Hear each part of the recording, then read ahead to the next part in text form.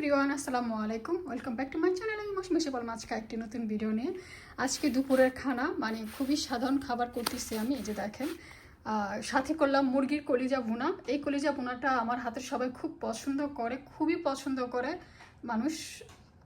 দেখেন এই যে, তারপরে সাথে হলো রুটি। এখানে রুটিগুলো আমি অনেক রুটি বানাচ্ছি যেন কালকে পর্যন্ত খেতে পারি, আজকে দুপুর আর কালকে সকালে। তো এগুলো কিন্তু আমি হালকা ভেজে রাখছি, যখন খাবো তখন জাস্ট মানে তাওয়াতে গরম করলেই হয়ে যাবে। এই যে দেখেন, এরকম করে ভেজে নিচ্ছি। আর এখানে যে আমি রুটি বানাচ্ছি আর হালকা হালকা করে জাস্ট এপাট ওপাট একটু গরম করে আমি আলাদা করে রেখে দিচ্ছি। আর যেগুলো খাবো সেগুলো তো প্রপারভাবে ভাজবো, মানে ভেজে নিব।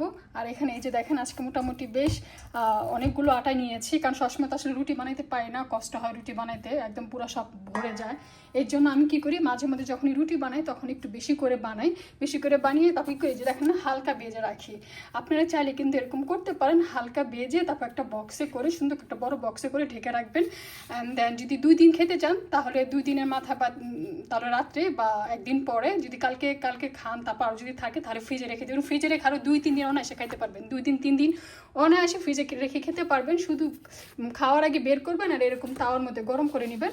এরকম করে গরম করে নিলে একদম দেখবেন যে রুটিটা সফট থাকে আর খেতেও খুব মজা। আর সাথে তো যদি এরকম কলিজা বোনা থাকে, আর তার সাথে হলো যে এখানে দেখতে পাচ্ছেন আজকে একটু সালাদ কেটে নিলাম, পেঁয়াজ দিয়ে, লাল পেঁয়াজ একটু সালাদ কেটে নিলাম, কারণ রুটির সাথে একটু লাল পেঁয়াজ দিয়ে সালাদ কিন্তু খেতে ভালোই লাগে, আমার হাজব্যান্ড খুব পছন্দ করে। তো আমি নর্মালি মোটামুটি দেখেন এই যে এভাবে আমি সবগুলো রুটি কিন্তু আমি এরকম করে, মানে এভাবে আমি সবগুলো রুটি হালকা, দেখেন রুটিটা কি নরম, কি সফট হয়েছে, এরকম করে ভেজে তারপর বক্সে করে সুন্দর করে ঢেকে রেখে দিব। আর কলিজা আপনারা চাইলে কিন্তু রুটিটা এরকম করতে পারেন, পরে মাংস কলিজা যেটা আপনার যেটা ভাজি দিয়ে যে সবজি দিয়ে রান্না করে তারপর রুটি দিয়ে খেতে পারেন। প্রতিদিন রুটি বানানোর ঝামেলার থেকে আমি মনে করি আপনারা যদি এভাবে যদি একটু মানে এরকম করে রুটি যদি হালকা ভেজে রেখে দেন তাহলে কিন্তু আপনাদের প্রতিদিনের কষ্টটা কমে যায়। যে আপুরা কাজ করে বা যাদের সংসারে মানে নিজেদের সব কিছু করতে হয়, হেল্প করার মতো কেউ নেই, তারা কিন্তু এভাবে কাজটা করতে পারেন। আমার টেকনিকটা অবলম্বন করে দেখতে পারেন আপনারা। যদি ভালো লাগে অবশ্যই আমাকে জানাবেন।